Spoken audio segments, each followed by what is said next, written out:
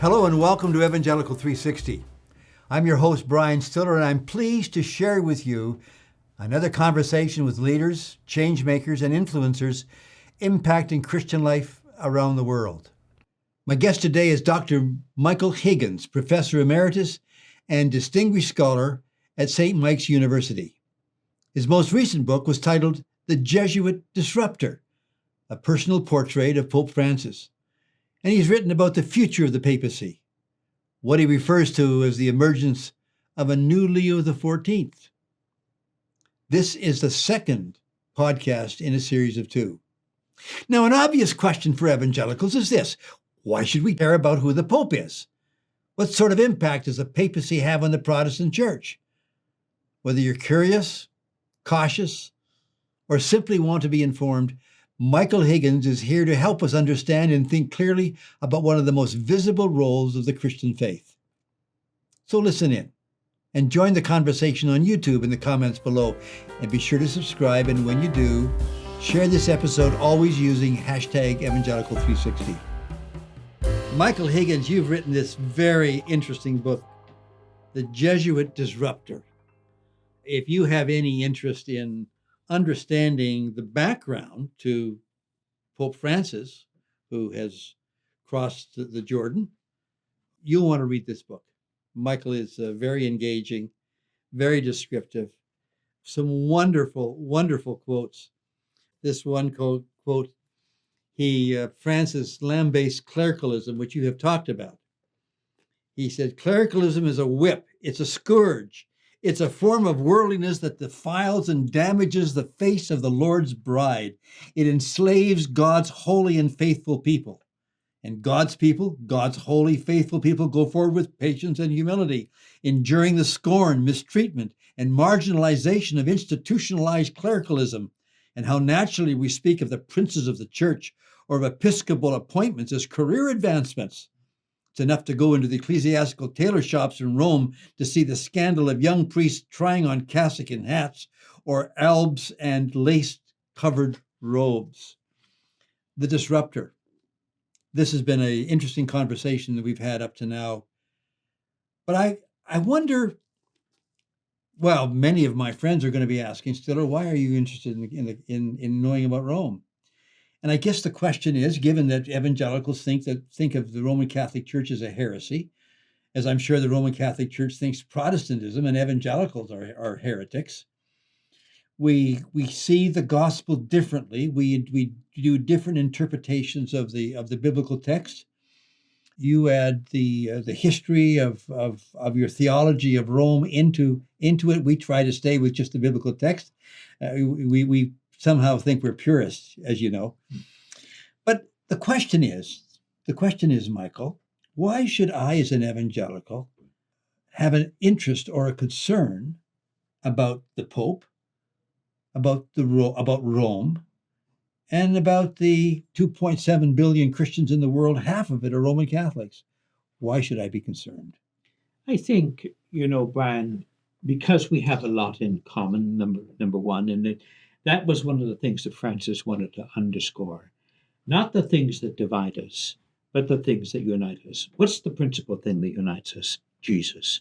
Where do we discover Jesus? We discover Jesus in the poor, in the broken, in the sick, in the dying.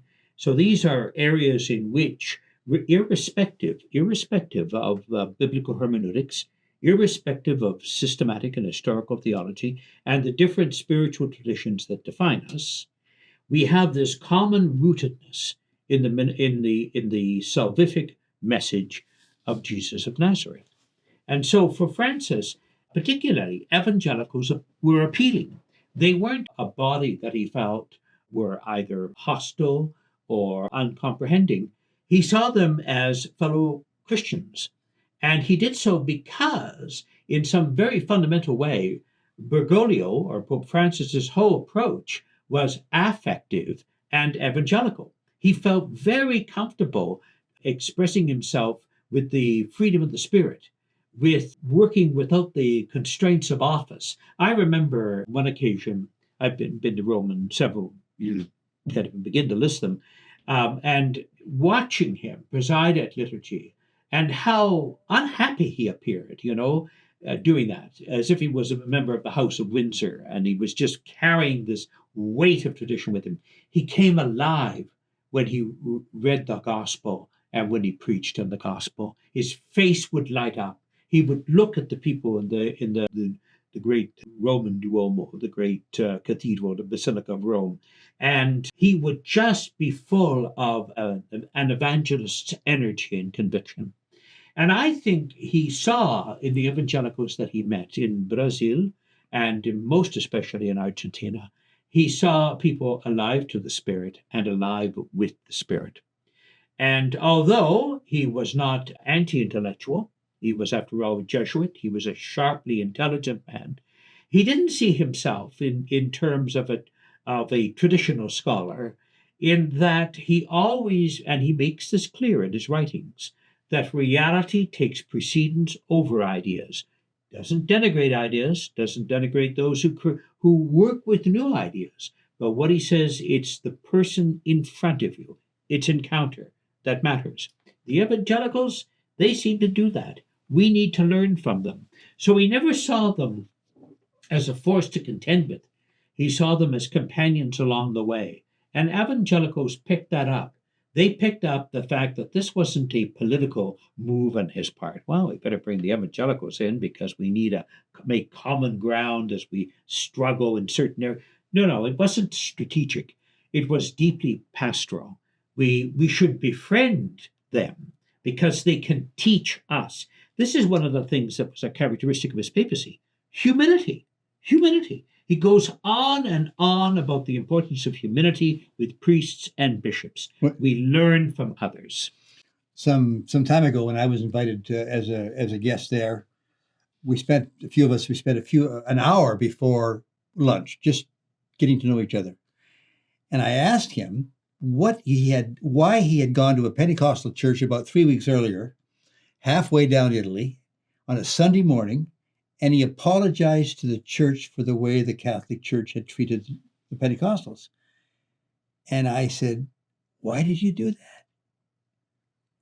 And he thought about it for a moment. He said, "The pastor was my friend, and we were wrong.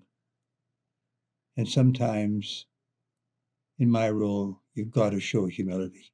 Yeah, I think that's consistent. But so then we went for lunch. Yeah. And we talked for a 2-hour lunch. And how many would have been there?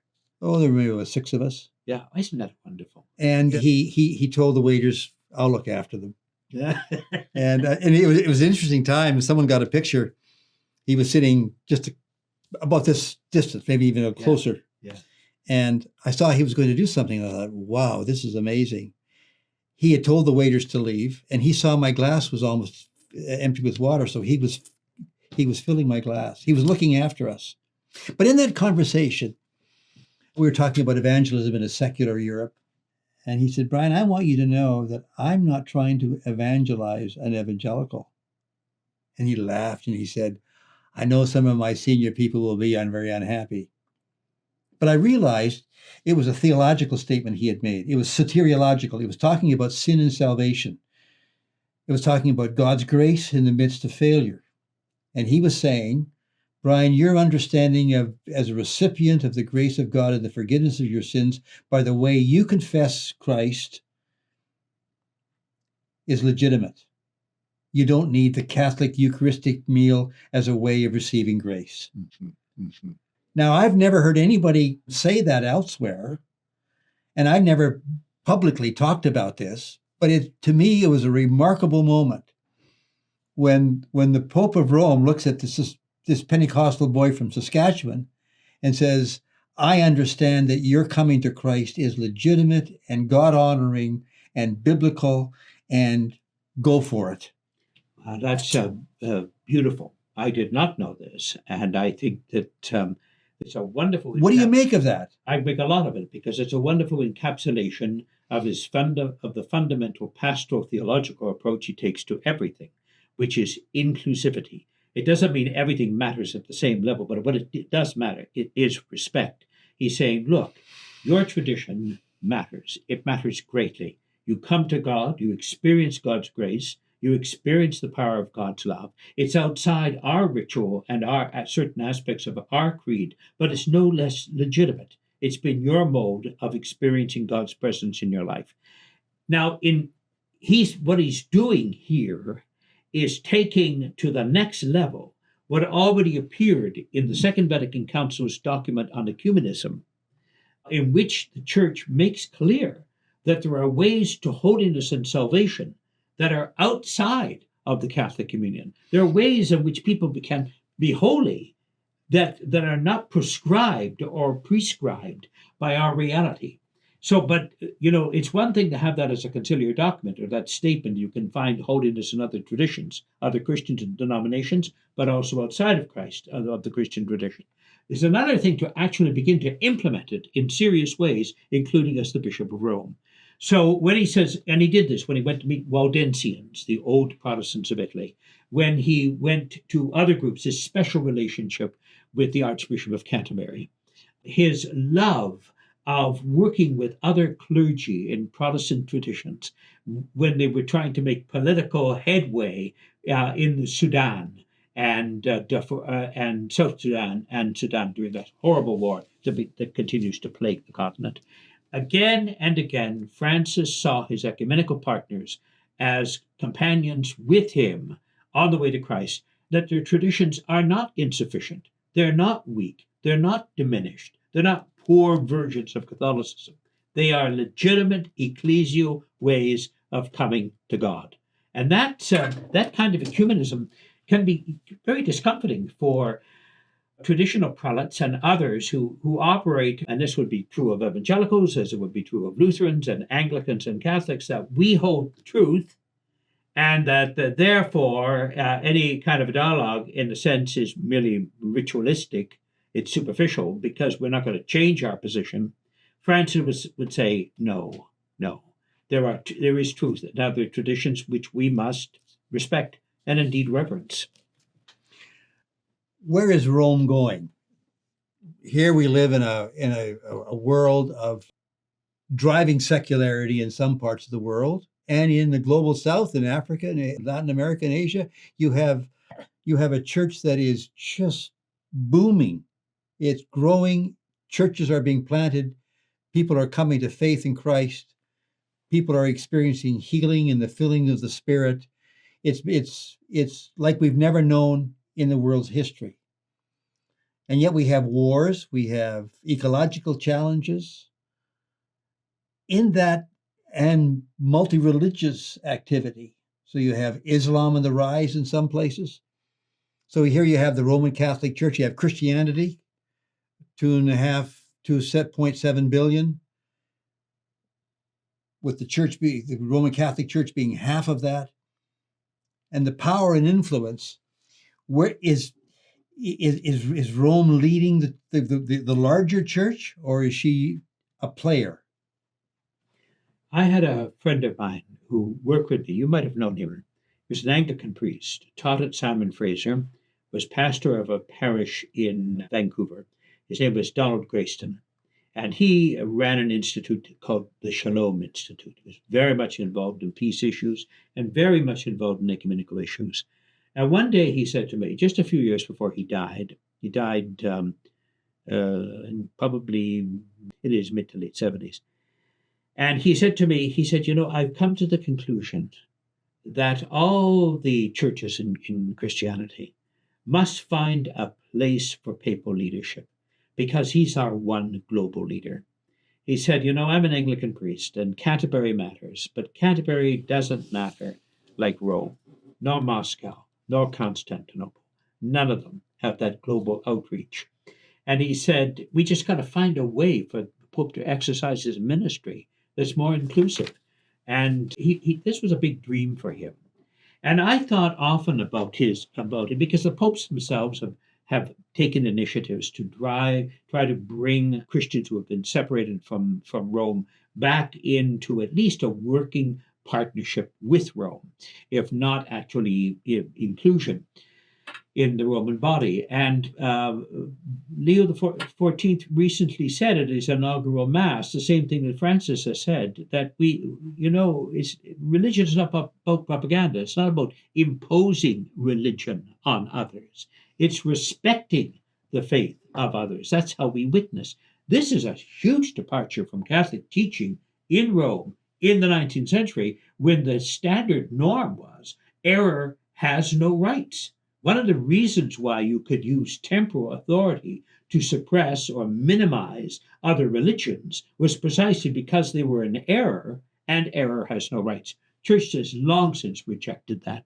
But to reject it institutionally and to reject it individually and as part of your cultural inheritance, sometimes they're different things.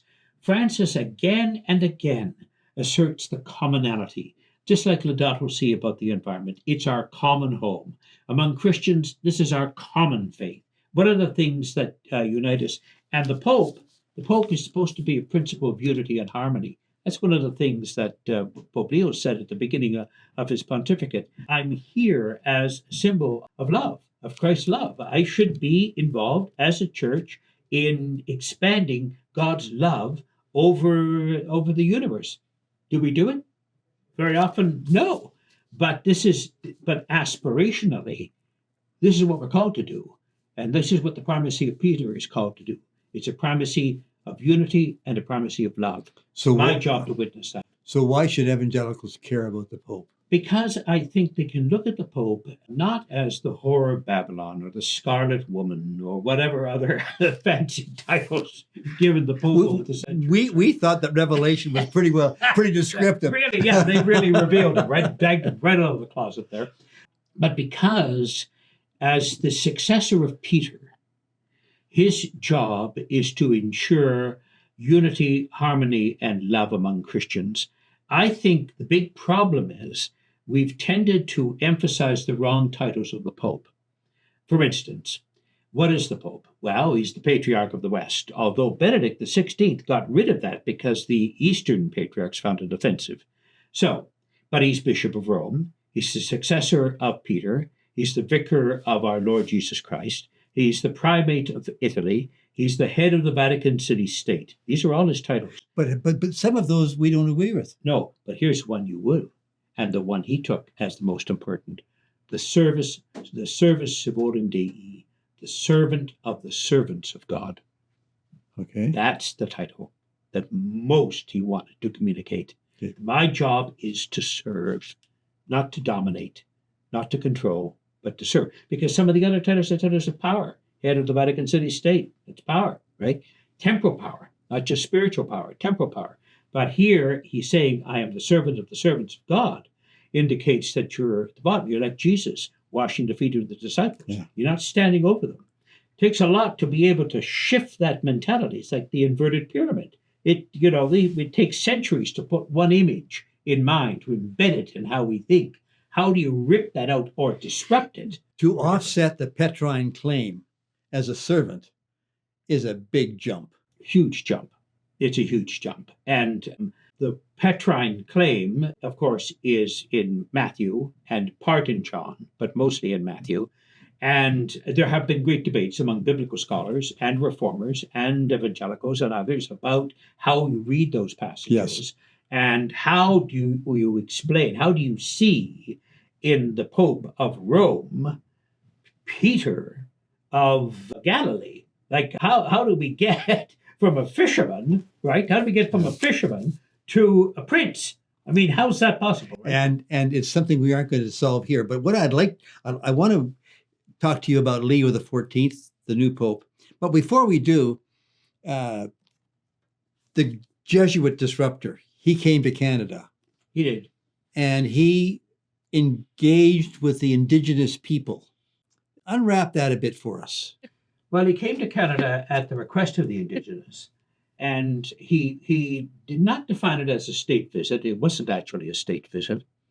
It wasn't even a particularly pastoral visit to the Catholics of Canada. It was a penitential pilgrimage to the indigenous peoples of Canada who had been harmed by Catholic behavior. So from the outset, Francis made it very clear why he was coming. It was to bring that apology that he had given in the San Clementina Hall in Rome over to Canada and to enflesh it in their land, on their sacred land. One of the things I notice, because I've covered papal trips before, not by mediation, by television, radio, and commentary, rather than by being on a plane with the Pope. And what I noticed about this one, very quickly, is how Francis actually spent less time talking. John Paul II did all he did was talk. Benedict never seemed terribly comfortable in the role, but Francis listened. He listened most of the time he was in Canada. And the indigenous leaders loved that. They loved that about him. They loved the fact that he reverenced their traditions, that he listened to them. He didn't argue with them. He didn't have a clear program saying this is what we're going to do, and we will admit so much of this, but we're not going that. No, there's nothing pragmatic about it. It was a pastoral, moral connection with the people who had been damaged by various Roman Catholics who attempted to assimilate them, wipe out their religious culture, create, not intentionally, but to create what we now call intergenerational trauma. He accepted that. He didn't argue with it. He accepted it. And the fact that they gave him the headdress was one of the most moving moments, right? Because you could see that he brought such a deep affection for them. And I've talked to several of the indigenous leaders who were with him in Rome and were with him in Canada. And the thing they remember most is the genuine affection he had for them and the sorrow and remorse for the institution that had caused them pain. They believed him because they believed in the integrity of his witness. And why? Because what you saw is what you get. That pilgrimage was in many ways magnificent, but it was not without its difficulties. And some of the difficulties were internal, ecclesiastical, political, power things going on among some Canadian bishops. Francis had and how did that disable the impact? Well, I think there were a couple of cases where the church that welcomed him, the Canadian church, mishandled it significantly. One was a major liturgy that was done in Latin. This would have been an ideal opportunity to have used several different Latin with an indigenous body. I know. People were outraged, including indigenous Catholic priests. Why was this happening?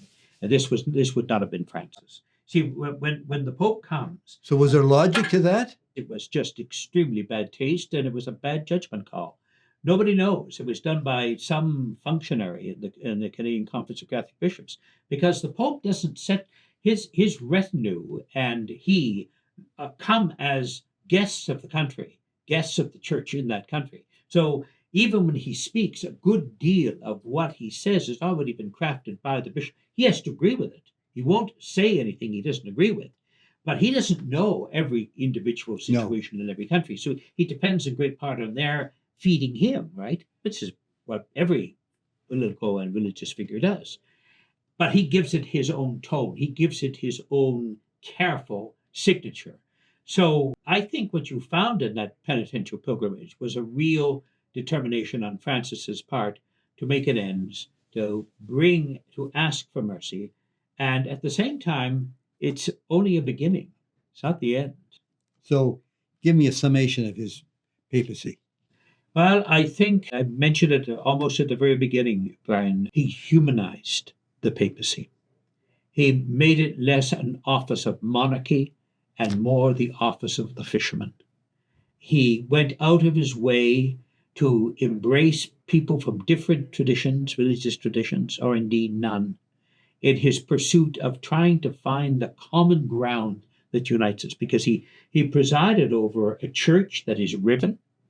I mean, I have been covering Francis. I've written about Francis in a book and articles and everything else, and I realize his flaws as much as I realize his strengths. But I also understand what many evangelicals and others may not fully appreciate, that opposition to Francis was mostly from within the Catholic Church.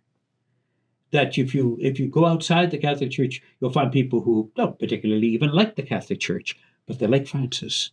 I was at a meeting of a dinner in honor of the publication of the book by senior editors, producers, the the cognoscenti, the chattering class. They don't like the Catholic Church.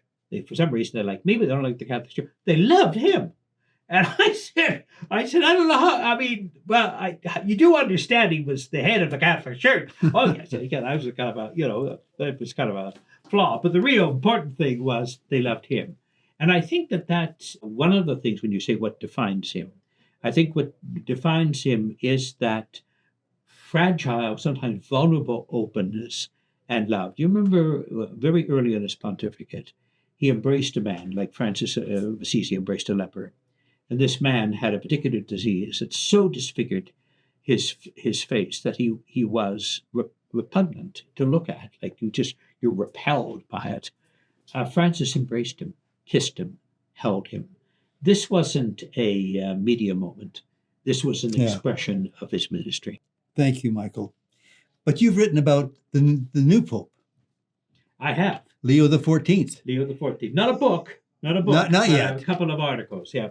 So give me your best introduction. Well, I think at this point it's still very early. As I said in one of my Globe and Mail columns, the proof is in the papal pudding. We'll see what happens. What appointments he makes to the Curia, who are going to be heading the offices, how he's going to follow up on synodality, what's up, when his first encyclical comes out. So, I mean, it's still kind of a honeymoon phase. But here's something, because you're always looking for signs and gestures. That's how it works in the Roman world. Not necessarily what you say, but how you say it and what symbols you employ in saying it. Recently, he approved the appointment of 3 bishops of American sees or dioceses, all of them born immigrants, one from Nicaragua, one from, I believe, Ghana, and one from Vietnam. And they were born outside the country, so they're immigrant children who are now bishops in a very anti-immigrant country under President Trump. This is a symbol. This is a sign of Leo saying to his fellow Catholic, J.D. Vance, this is not the way we work. We don't isolate, and we don't incarcerate immigrants and strangers. We welcome them. And what I'm going to do is I'm going to put bishops in major sees or even minor sees. I think one of them, San Diego. I'm going to put them in positions as bishops, and they are themselves not the sons of immigrants, but immigrants themselves. That's a pretty powerful message. Michael Higgins, author of the Jesuit Disruptor. That's quite a choice of words, disruptor. It is. As we conclude today, Michael, both of us confess our love for Christ, our love for his church, the bride of Christ. We want our lives to count for him. We love the world as he's called us to love the world. What would you say to my evangelical brothers and sisters? What I would say, using Francis's approach in dialogue, that when we enter seriously in dialogue and reverence the other as other, we move to an experience of encounter. And that experience of encounter is the discovery of Christ in the other. On the issue of women in ministry at various levels, did he disrupt the past of the church with respect to women? In terms of sacramental ministry, no. In terms of governance, yes. What he did is he appointed more women to positions of senior governance and responsibility in the Catholic Church than has ever been done by any pope combined. And so at this moment right now, the head of one of the dicasteries, that is the departments, is a woman. In the past, women might be secretaries. Dicastery would mean what? Would be like a ministerial department. Mm-hmm. So liturgy, evangelization, orthodoxy, teaching, clergy. Very senior in an administrative role. Very senior, always held by bishops beforehand. So there's a woman doing that. There's a woman serving as a secretary, I think, in the same congregation or dicastery. And there's a woman running the governorate, which is the body that has responsibility for the oversight of the entire Vatican City state is now run by a woman. Okay. So, and there are women in all kinds of other areas within the governance structure, including his friend Emily Chikuda, who is the president of the Pontifical Commission for Latin America, married woman, and children. And there she is, right there, close to Pope Francis, and holding a senior position that would have not been held by a woman before.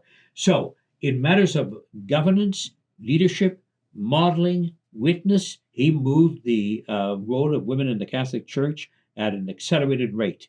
In terms of orders, sacrament, ministerial work in that regard, no, he did not move on the ordination of women to the deacons, to the diaconate, and he was firm that women would not be ordained to the priesthood. I was in Ukraine when Pope Francis made his statement about the Russian invasion of Ukraine. And I got to tell you, Michael, there was deep disappointment as to the lackluster approach that he took to that issue. There are wars all over the world, but it seemed at that point, I don't know whether it was because he was trying to ameliorate his relationship with the patriarch of the Russian Orthodox Church or what, but there just seemed to be a lack of strength in making clear what had happened. He's received a fair bit of criticism for his position on Ukraine, his position on Beijing, and his position with Tel Aviv, Gaza, and Hamas. And without attempting to in any way justify his positions on these issues, which he tried in many ways to achieve some reconciliation, I want to talk just very briefly about the framework of his political thinking on this. When you look at some of his work, Fratelli Tutti, which is one of his encyclicals, and you look at other things that he has done, partly again shaped to go back to an earlier point, Brian, when we were talking about his experience in Argentina, particularly with the generals, with the colonels, the dirty war. What you discover there is that Francis was a profound believer in dialogue. He felt no matter how hostile the adversary, if you're not at the table, peace and reconciliation is impossible, because dialogue is the precondition for encounter. So no matter how antipathetic they may be, you have to be at the table. That's one of the reasons why he was persistent in relation to Beijing and Hong Kong, greatly annoying Lord Patton, who was the last governor of Hong Kong and a devout Catholic, as well as Cardinal Zen, the Archbishop of Hong Kong, who had experienced direct Chinese persecution, Marxist persecution. But he said, no, we have to work with the reality on the ground. Similarly, with Ukraine and Russia, he didn't believe that there was more equivalence in this, but he realized that you can't come to a resolution until you come to the table. Now, there would be many who say, and not unjustifiably, how can you come to the table with Putin when Putin calls the shots? Or Xi, how do you make commerce with Xi or work out some kind of intercourse and negotiation when you can't trust what he's doing? He's trying to sinicize everything, including religion. Francis would say, well, we can't enter it naively. What we have to do is we have to chip away. We can't eliminate our presence there. This, in part, is the continuation of a policy called Ostpolitik, which was crafted by Cardinal Casaroli, who was Secretary of State to Pope Paul VI. And he worked on a classic Vatican diplomacy of conciliation. John Paul II changed that. With John Paul II and his secretaries of state, they moved to a more adversarial position. Communism is the enemy. And John Paul II was a major figure in helping to bring down the Soviet Empire. So one operates in a more direct, confrontational, perhaps prophetic way. The other operates in a diplomatic way. Let's win them over. Dialogue, yes, is extremely difficult. Nonviolence, yes, is overwhelmingly difficult. But we can only move forward as disciples of Christ if we come to actually listen to the other. So the impatience that people in Ukraine and elsewhere have for Francis, because he didn't come out and condemn unequivocally one side only, is understandable. But if you put it within the framework, the political ecclesial framework that he used, he was incredibly consistent. Michael, thank you for being a guest on Evangelical 360. See you 40 years from now. Thank you.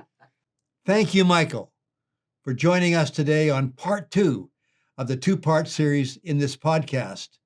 And thank you for helping us grow in understanding as we seek to bridge the chasm between our two sides of the Christian global witness. And thank you for being a part of the podcast. I'd be so grateful if you would subscribe and share this episode. And remember, always use #Evangelical360. If you'd like to learn more about today's guests, be sure to check the show notes or description below. And if you haven't already received my free ebook and newsletter, just go to brianstiller.com. So thanks again for joining us. Until next time. Don't miss the next interview. Be sure to subscribe to Evangelical 360 on YouTube.